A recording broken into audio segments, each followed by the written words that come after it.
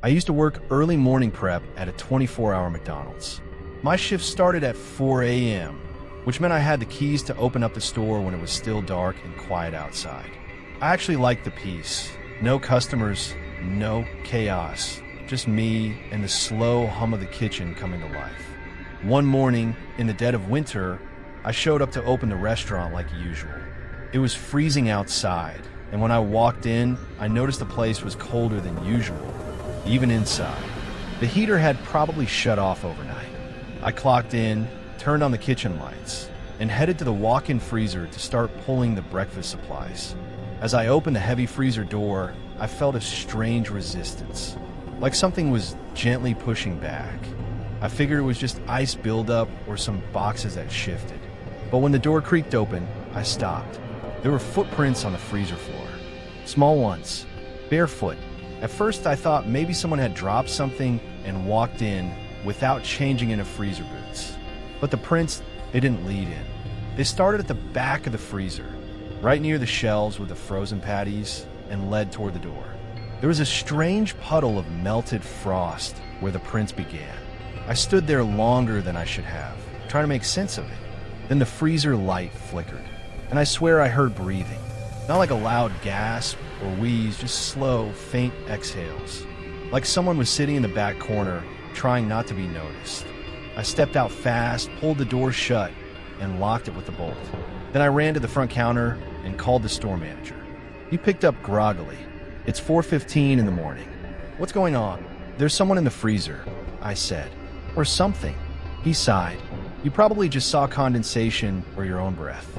I'll be there in 20. When he showed up, I took him straight to the freezer. The footprints were still there, but fainter now, like they were slowly melting away. We both stood in the doorway, and he turned to me. "You didn't go inside?" "No," I said. "I locked it." He stepped in while I held the door. I asked him not to go too far, but he didn't seem concerned. "See," he called out. "Nothing." He stopped. I heard him mutter something. Then he walked backward slowly out of the freezer. His face was pale. "What did you see?" I asked. He didn't answer me.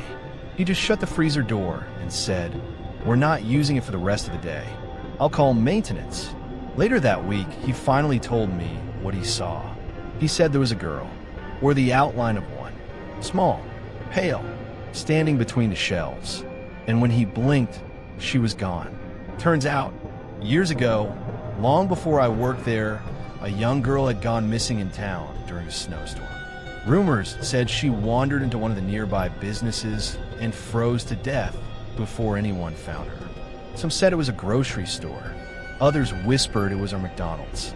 No one ever confirmed it. But the old manager, the one who retired before I came, apparently left a note in the back office. "If you find prints in the freezer, do not follow them." Now, every time I open that freezer door, I pause, because sometimes I still hear breathing, and sometimes the footprints come back. It was a slow Tuesday night, and I was working the front counter alone. The store was nearly empty, just a few customers finishing their meals, and 2 co-workers in the kitchen cleaning up before close. At around 10:45 p.m., just 15 minutes before we locked the doors, a man walked in. He was tall, maybe mid-40s, wore a faded gray hoodie pulled over his head and jeans that looked soaked at the bottom, like he had been walking in the rain. I greeted him with the usual, "Good evening. What can I get for you?" He didn't respond. He just stood a few feet away from the counter, staring up at the menu board. I gave him a moment. Some people take a while to decide. But after almost a full minute of silence, I tried again. "Whenever you're ready, sir." Still nothing. I started to feel uneasy. There was something off about the way he stood, rigid, almost frozen. He wasn't reading the menu. His eyes weren't even pointed at it. They were slightly glazed, like he was lost in thought or somewhere else entirely. Eventually, I stepped away from the register and walked to the kitchen window to call my manager. By the time he came out to the front, the man had moved. He was now sitting at one of the tables by the window, alone, still soaking wet, still staring ahead. No food, no drink, no phone, just sitting. "Did he order?" my manager asked. "No." He didn't say a word. We both kept an eye on him from behind counter. A couple of the other customers started to notice, whispering to each other as they left. Around 11:10, just before we locked the lobby, my manager approached the man and politely said, "Sir, we're about to close. If you're not ordering, I'm going to have to ask you to leave." The man slowly turned to face him and smiled. Not a friendly smile, a stretched, unsettling grin that didn't match his eyes. His eyes stayed blank, dull, almost hollow. Then he spoke. He already ordered. My manager froze. "I'm sorry, who?" The man tilted his head slightly, still smiling. "The one who came in before me." He ordered a Big Mac, large fries, and a Coke. My stomach dropped. That was my last order, 15 minutes before the man came in. I glanced at the receipt pinned to the bag, still sitting on the pickup shelf. That same order. I didn't say anything. I just stared at him, trying to process what he meant. Then the man said, in a quieter voice, "He won't finish it." And just like that, he stood up and walked out. Didn't look back. Didn't say anything else. Just pushed through the door and disappeared into the night. We locked up immediately after. As we were cleaning, one of my coworkers joked, maybe he was a psychic or something. Creepy old guy. But something about the way he said it stuck with me. He won't finish it. I couldn't shake the feeling. I grabbed the receipt and checked the time, 10:30 p.m. I remember the guy who placed the order. Young, maybe college-aged. Sat in the far booth and never picked it up. I assumed he left without it or went to the bathroom and forgot. But when I checked the lobby, that guy was gone. No sign he ever came back for the food. I walked outside and scanned the parking lot. No cars. Then I remembered something that made my skin crawl. The young man who ordered, the one who supposedly wouldn't finish it. He had come in soaking wet too, just like the man who followed. The next morning, I checked the local news. There had been a car accident the night before, somewhere off the highway. A young man was found dead in his vehicle. They suspected he had fallen asleep at the wheel after stopping for food. His car had McDonald's wrappers in the passenger seat, but the Big Mac meal was untouched.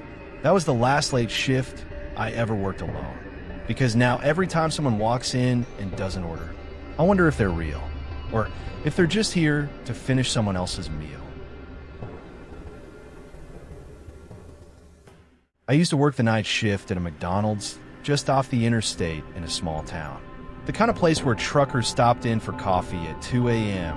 and the same 3 teenagers loitered in the lobby every night pretending to order food. Most nights were slow, but I liked it that way. Easy cleanup, quiet kitchen, time to think. Until the night, I heard the noise coming from the PlayPlace tunnel. We closed the PlayPlace at 10 p.m., and by 11:30, most of the lights in the dining area were off. I was finishing up mopping near the soda fountains when I heard it. A thud, then a slow, dragging sound, like someone crawling through the plastic tunnels. I froze. No one was supposed to be in there. I walked over to the big glass wall, separating the PlayPlace from the dining area, and stared in. Nothing. Just the empty, coiled maze of red, yellow, and blue tubes. Still, I couldn't shake the feeling that something was wrong. I walked around to the side door that led into the PlayPlace and stepped inside, the automatic lights flickering to life. I called out, "Hello?" "We're closed." No answer. I climbed up the padded stairs toward the main tunnel and peeked in. It was quiet, too quiet. Then I heard it again. Thud scrapey, coming from the middle of the tunnel, somewhere between the coil and the lookout bubble. I couldn't see anything from where I was. So like an idiot, I got down on all fours and started crawling. The plastic walls made my movement echo as I crawled forward. I paused every few feet, holding my breath, trying to hear. Suddenly, a hand slammed the tunnel wall from the inside. I jolted and scrambled backward, bumping my head hard against the ceiling. I turned and half fell down the stairs, crashing into the foam floor. But when I looked up, no one was in the tunnel. I grabbed my walkie and called my coworker, Paul, who was out back taking out the trash. He came in annoyed. "What now?" I told him someone was in the PlayPlace. He laughed. "Ain't nobody in there but ghosts." That was a running joke at our McDonald's. The PlayPlace was haunted. An urban legend from the early 2000s said a man had a heart attack crawling through the tunnel while chasing his kid, and no one found him for hours. I didn't think it was funny anymore. We checked every inch of the tunnels together. Nothing. No signs of anyone. But when we got to the lookout bubble at the top, Paul pointed at the inside wall. There were scratch marks. Deep, jagged grooves like fingernails. He turned pale. That wasn't their last week. We didn't say anything after that. But I noticed something that made my blood run cold. From where I stood inside the bubble, I could see the entire dining room through the fog plastic. The lights were dim, but someone was sitting in the corner booth. I turned to Paul. "Did you lock the doors?" He nodded. "Of course. You saw me." We rushed down and into the lobby. Empty. No one in the booth. No sound. No footprints. Nothing. We closed up early that night. A few days later, I was in the office going through some old logbooks and found a note dated October 2006.